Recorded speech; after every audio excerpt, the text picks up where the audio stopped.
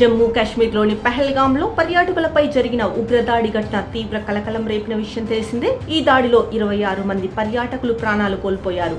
ఈ దారుణ ఘటన అనంతరం భారత్ పాకిస్తాన్ మధ్య ఉద్రిక్తతలు తీవ్ర స్థాయికి చేరుకున్నాయి. ఈ నేపథ్యంలో అమెరికా స్పందించింది. ఉగ్రవాదుల ఏరివేతలో భారత్కు పాకిస్తాన్ సహకరించాలని అమెరికా ఉపాధ్యక్షుడు జేడీ వాన్స్ అన్నారు.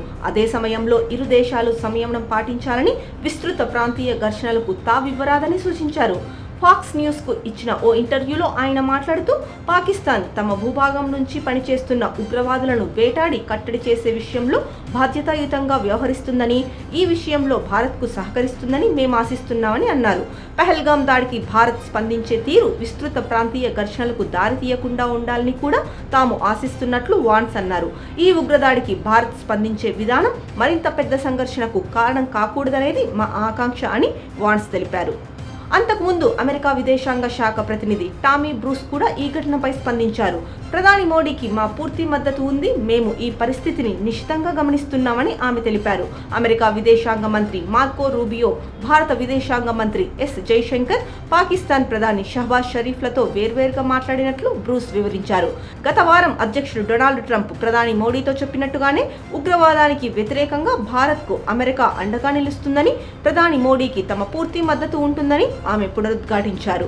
విదేశాంగ మంత్రి మార్కో రూబియో తన సంభాషణలో పాక్ ప్రధాని షహబాజ్ షరీఫ్ను పహల్గాం దాడిని ఖండించాలని కోరినట్లు తెలిసింది. అదే సమయంలో భారత విదేశాంగ మంత్రి జైశంకర్తో మాట్లాడుతూ, ఉగ్రవాదానికి వ్యతిరేకంగా భారత్తో కలిసి పనిచేయడానికి అమెరికా కట్టుబడి ఉందని రూబియో హామీ ఇచ్చారు. పహల్గాం దాడిలో సరిహద్దు ఆవలి శక్తుల ప్రమేయం ఉందని భావిస్తున్న భారత్ పాకిస్తాన్పై పలు కఠిన చర్యలు చేపట్టింది. 65 ఏళ్ల సింధు జలాల ఒప్పందాన్ని నిలిపివేయడం, పాక్ పౌరులకు వీసాలను రద్దు చేయడం, అటారీ సరిహద్దును మూసివేయడం, పాకిస్తాన్ సైనిక దౌత్యవేత్తలను బహిష్కరించడం వంటి చర్యలు తీసుకుంది.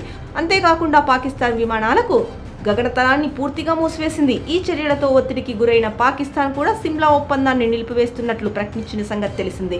మరోవైపు న్యూఢిల్లీలో ప్రధాని నరేంద్ర మోడీ మంగళవారం రోజున ఉన్నత స్థాయి రక్షణ అధికారులతో సమావేశమైన సంగతి తెలిసిందే. పహల్గాం ఉగ్రదాడికి భారత్ స్పందన ఎలా ఉండాలి, లక్ష్యాలు, సమయం వంటి విషయాల్లో నిర్ణయం తీసుకునే పూర్తి కార్యాచరణ స్వేచ్ఛను సాయుధ బలగాలకు ఇచ్చినట్టు ప్రభుత్వ వర్గాలు తెలిపాయి. ఈ పరిణామాల నేపథ్యంలో ఇరు దేశాల మధ్య ఉద్రిక్త వాతావరణం కొనసాగుతోంది.